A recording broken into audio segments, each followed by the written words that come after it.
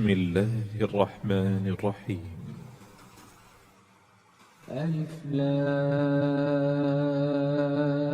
را. كتاب أحكمت آياته ثم فصلت من لدن حكيم خبير.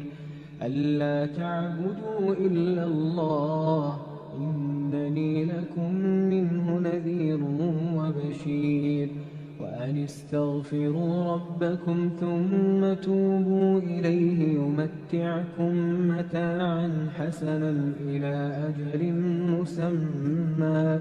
ويؤت كل ذي فضل فضله وإن تولوا فإني أخاف عليكم عذاب يوم كبير. إلى الله مرجعكم وهو على كل شيء قدير. ألا إنهم يثنون صدورهم ليستخفوا منه ألا حين يستغشون ثيابهم يعلم ما يسرون وما يعلنون إنه عليم بذات الصدور. وما من دابة في الأرض إلا على الله رزقها ويعلم مستقرها ومستودعها كل في كتاب مبين. وهو الذي خلق السماوات والأرض في 6 أيام وكان عرشه على الماء ليبلوكم أيكم أحسن عملا. ولئن قلت إنكم مبعوثون من بعد الموت ليقولن الذين كفروا إن هذا إلا سحر مبين. ولئن أخرنا عنهم العذاب إلى أمة معدودة ليقولن ما يحبسه ألا يوم يأتيهم ليس مصروفا عنهم وحاق بهم ما كانوا به يستهزئون. ولئن أذقنا الإنسان منا رحمة ثم نزعناها منه إنه ليئوس كفور. ولئن أذقناه نعماء بعد ضراء مسته ليقولن ذهب السيئات عني إنه لفرح فخور. إلا الذين صبروا وعملوا الصالحات أولئك لهم مغفرة وأجر كبير. فلعلك تارك بعض ما يوحى إليك وضائق به صدرك أن يقولوا لولا أنزل عليه كنز أو جاء معه ملك إنما أنت نذير والله على كل شيء وكيل. أم يقولون افتراه قل فأتوا ب10 سور مثله مفتريات وادعوا من استطعتم من دون الله إن كنتم صادقين. فإن لم يستجيبوا لكم فاعلموا أنما أنزل بعلم الله وأن لا إله إلا هو فهل أنتم مسلمون. من كان يريد الحياة الدنيا وزينتها نوفي إليهم أعمالهم فيها وهم فيها لا يبخسون. أولئك الذين ليس لهم في الآخرة إلا النار وحبط ما صنعوا فيها وباطل ما كانوا يعملون. أفمن كان على بينة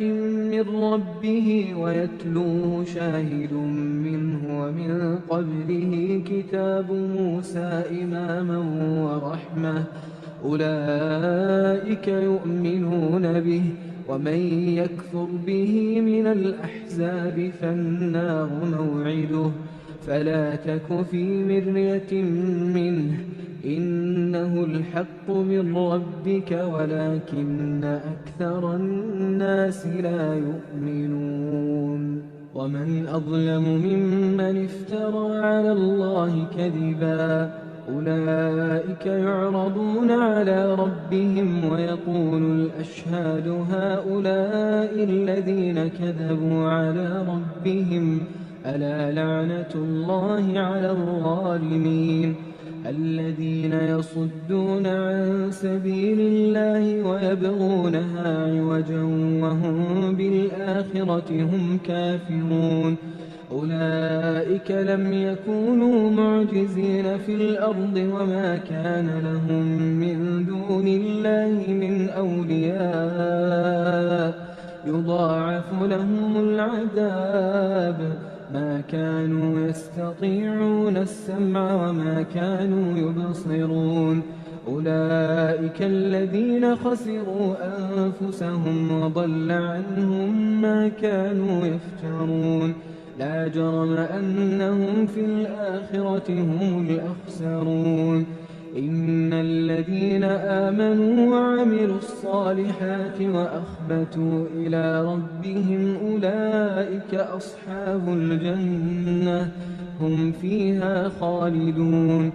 مثل الفريقين كالأعمى والأصم والبصير والسميع هل يستويان مثلا أفلا تذكرون ولقد أرسلنا نوحا إلى قومه إني لكم نذير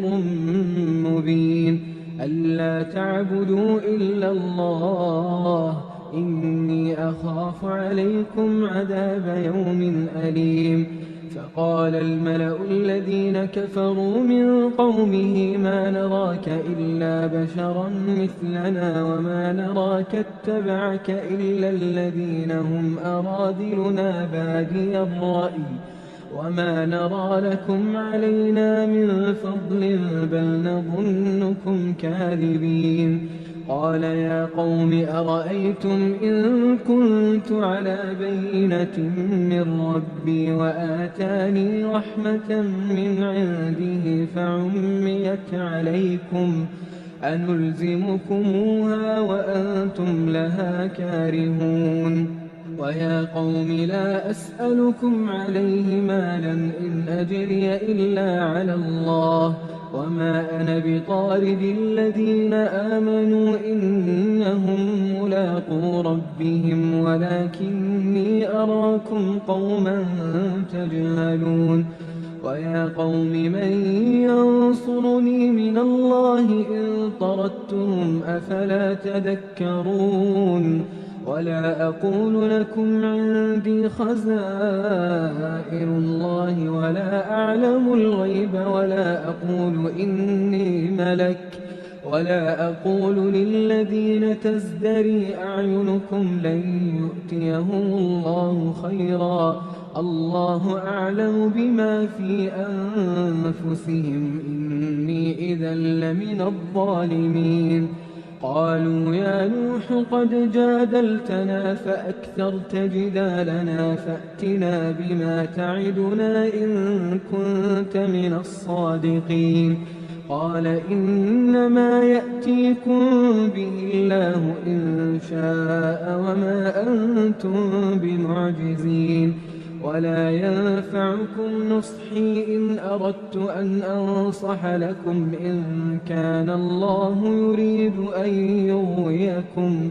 هو ربكم وإليه ترجعون أم يقولون افتراه قل إن افتريته فعلي إجرامي وأنا بريء مما تجرمون وأوحي إلى نوح أنه لن يؤمن من قومك إلا من قد آمن فلا تبتئس بما كانوا يفعلون واصنع الفلك بأعيننا ووحينا ولا تخاطبني في الذين ظلموا إنهم مغرقون ويصنع الفلك وكلما مر عليه ملأ من قومه سخروا منه قال إن تسخروا منا فإنا نسخر منكم كما تسخرون فسوف تعلمون من يأتيه عذاب يخزيه ويحل عليه عذاب مقيم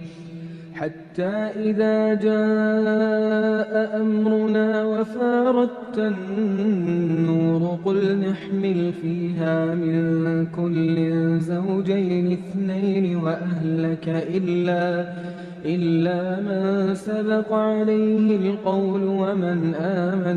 وما آمن معه إلا قليل وقال اركبوا فيها بسم الله مجريها ومرساها إن ربي لغفور رحيم وهي تجري بهم في موج كالجبال ونادى نوح ابنه وكان في معزل يا بني اركب معنا ولا تكن مع الكافرين قال سآوي إلى جبل يعصمني من الماء قال لا عاصم اليوم من أمر الله إلا من رحم وحال بينهما الموج فكان من المغرقين وقيل يا أرض ابلعي ماءك ويا سماء أقلعي وغيض الماء وقضي الأمر واستوت على الجودي وقيل بعدا للقوم الظالمين ونادى نوح ربه فقال رب إن ابني من أهلي وإن وعدك الحق وأنت أحكم الحاكمين قال يا نوح إنه ليس من أهلك إنه عمل غير صالح فلا تسألني ما ليس لك به علم إني أعظك أن تكون من الجاهلين قال رب إني أعوذ بك أن أسألك ما ليس لي به علم وإلا تغفر لي وترحمني أكن من الخاسرين قيل يا نوح اهبط بسلام منا وبركات عليك وعلى ممن معك وأمم سنمتعهم ثم يمسهم منا عذاب أليم تلك من أنباء الغيب نوحيها إليك ما كنت تعلمها أنت ولا قومك من قبل هذا فاصبر إن العاقبة للمتقين وإلى عاد أخاهم هودا قال يا قوم اعبدوا الله ما لكم من إله غيره إن أنتم إلا مفترون يا قوم لا أسألكم عليه أجرا إن أجري إلا على الذي فطرني أفلا تعقلون ويا قوم استغفروا ربكم ثم توبوا إليه يرسل السماء عليكم مدرارا ويزدكم قوة إلى قوتكم ولا تتولوا مجرمين قالوا يا هود ما جئتنا ببينة وما نحن بتاركي آلهتنا عن قولك وما نحن لك بمؤمنين إن نقول إلا اعتراك بعض آلهتنا بسوء قال إني أشهد الله واشهدوا أني بريء مما تشركون من دونه فكيدوني جميعا ثم لا تنظرون إني توكلت على الله ربي وربكم ما من دابة إلا هو آخذ بناصيتها إن ربي على صراط مستقيم فإن تولوا فقد أبلغتكم ما أرسلت به إليكم ويستخلف ربي قوما غيركم ولا تضرونه شيئا إن ربي على كل شيء حفيظ. ولما جاء أمرنا نجينا هودا والذين آمنوا معه برحمة منا ونجيناهم من عذاب غليظ. وتلك عاد جحدوا بآيات ربهم وعصوا رسله واتبعوا أمر كل جبار عنيد. وأتبعوا في هذه الدنيا لعنة ويوم القيامة ألا إن عادا كفروا ربهم ألا بعدا لعاد قوم هود. وإلى ثمود أخاهم صالحا قال يا قوم اعبدوا الله ما لكم من إله غيره هو أنشأكم من الأرض واستعمركم فيها فاستغفروه ثم توبوا إليه إن ربي قريب مجيب. قالوا يا صالح قد كنت فينا مرجوا قبل هذا أتنهانا أن نعبد ما يعبد آباؤنا وإننا لفي شك مما تدعونا إليه مريب. قال يا قوم أرأيتم إن كنت على بينة من ربي وآتاني منه رحمة فمن ينصرني من الله إن عصيته فما تزيدونني غير تخسير. ويا قوم هذه ناقة الله لكم آية فذروها تأكل في أرض الله ولا تمسوها بسوء فيأخذكم عذاب قريب. فعقروها فقال تمتعوا في داركم 3 أيام ذلك وعد غير مكذوب. فلما جاء أمرنا نجينا صالحا والذين آمنوا معه برحمة منا ومن خزي يومئذ إن ربك هو القوي العزيز. وأخذ الذين ظلموا الصيحة فأصبحوا في ديارهم جاثمين كأن لم يغنوا فيها ألا إن ثمود كفروا ربهم ألا بعدا لثمود.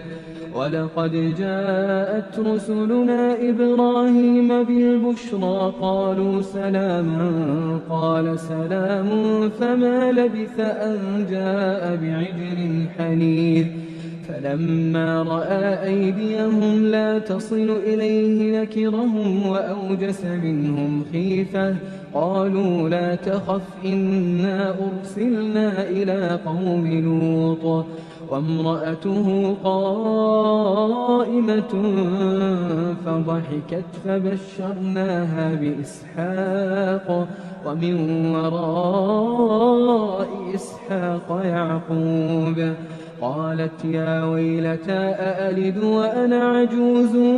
وهذا بعلي شيخا إن هذا لشيء عجيب. قالوا أتعجبين من أمر الله رحمة الله وبركاته عليكم أهل البيت إنه حميد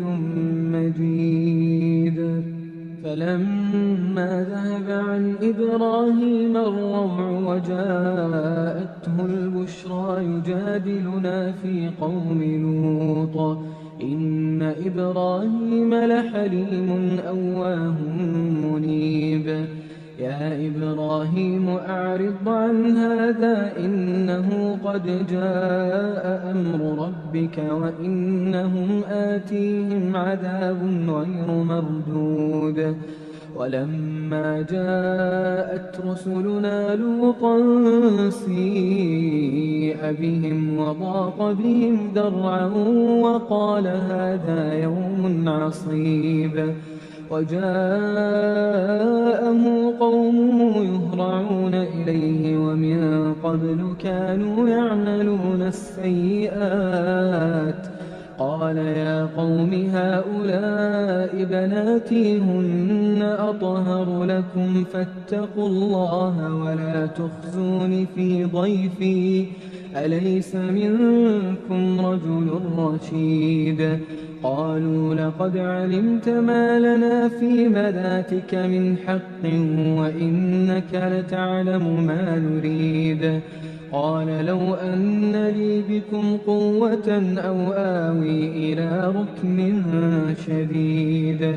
قالوا يا لوط إنا رسل ربك لن يصلوا إليك فأسر بأهلك بقطع من الليل ولا يلتفت منكم أحد إلا امرأتك إنه مصيبها ما أصابهم إن موعدهم الصبح أليس الصبح بقريب فلما جاء أمرنا جعلنا عاليها سافلها وأمطرنا عليها حجارة من سجيل منضود مسومة عند ربك وما هي من الظالمين ببعيد وإلى مدين أخاهم شعيبا قال يا قوم اعبدوا الله ما لكم من إله غيره ولا تنقصوا المكيال والميزان إني أراكم بخير وإني أخاف عليكم عذاب يوم محيط ويا قوم أوفوا المكيال والميزان بالقسط ولا تبخسوا الناس أشياءهم ولا تعثوا في الأرض مفسدين بقية الله خير لكم إن كنتم مؤمنين وما أنا عليكم بحفيظ قالوا يا شعيب أصلاتك تأمرك أن نترك ما يعبد آباؤنا أو أن نفعل في أموالنا ما نشاء إنك لأنت الحليم الرشيد قال يا قوم أرأيتم إن كنت على بينة من ربي ورزقني منه رزقا حسنا وما أريد أن أخالفكم إلى ما أنهاكم عنه إن أريد إلا الإصلاح ما استطعت وما توفيقي إلا بالله عليه توكلت وإليه أنيب ويا قوم لا يجرمنكم شقاقي أن يصيبكم مثل ما أصاب قوم نوح أو قوم هود أو قوم صالح وما قوم لوط منكم ببعيد واستغفروا ربكم ثم توبوا إليه إن ربي رحيم ودود قالوا يا شعيب ما نفقه كثيرا مما تقول وإنا لنراك فينا ضعيفا ولولا رهطك لرجمناك وما أنت علينا بعزيز قال يا قوم أرهطي أعز عليكم من الله واتخذتموه وراءكم ظهريا إن ربي بما تعملون محيط ويا قوم اعملوا على مكانتكم إني عامل سوف تعلمون من يأتيه عذاب يخزيه ومن هو كاذب وارتقبوا إني معكم رقيب ولما جاء أمرنا نجينا شعيبا والذين آمنوا معه برحمة منا وأخذت الذين ظلموا الصيحة فأصبحوا في ديارهم جاثمين كأن لم يغنوا فيها ألا بعدا لمدين كما بعدت ثمود ولقد أرسلنا موسى بآياتنا وسلطان مبين إلى فرعون وملئه فاتبعوا أمر فرعون وما أمر فرعون برشيد يقدم قومه يوم القيامة فأوردهم النار وبئس الورد المورود وأتبعوا في هذه لعنة ويوم القيامة بئس الرفد المرفود ذلك من أنباء القرى نقصه عليك منها قائم وحصيد وما ظلمناهم ولكن ظلموا أنفسهم فما أغنت عنهم آلهتهم التي يدعون من دون الله من شيء لما جاء أمر ربك وما زادوهم غير تتبيب وكذلك أخذ ربك إذا أخذ القرى وهي ظالمة إن أخذه أليم شديد إن في ذلك لآية لمن خاف عذاب الآخرة ذلك يوم مجموع له الناس وذلك يوم مشهود وما نؤخره إلا لأجل معدود يوم يأتي لا تكلم نفس إلا بإذنه فمنهم شقي وسعيد فأما الذين شقوا ففي النار لهم فيها زفير وشهيق خالدين فيها ما دامت السماوات والأرض إلا ما شاء ربك إن ربك فعال لما يريد وأما الذين سعدوا ففي الجنة خالدين فيها ما دامت السماوات والأرض إلا ما شاء ربك عطاء غير مجذوذ فلا تك في مرية مما يعبد هؤلاء ما يعبدون إلا كما يعبد آباؤهم من قبل وإنا لموفوهم نصيبهم غير منقوص ولقد آتينا موسى الكتاب فاختلف فيه ولولا كلمة سبقت من ربك لقضي بينهم وإنهم لفي شك منه مريب وإن كلا لما ليوفينهم ربك أعمالهم إنه بما يعملون خبير فاستقم كما أمرت ومن تاب معك ولا تطغوا إنه بما تعملون بصير ولا تركنوا إلى الذين ظلموا فتمسكوا النار وما لكم من دون الله من أولياء ثم لا تنصرون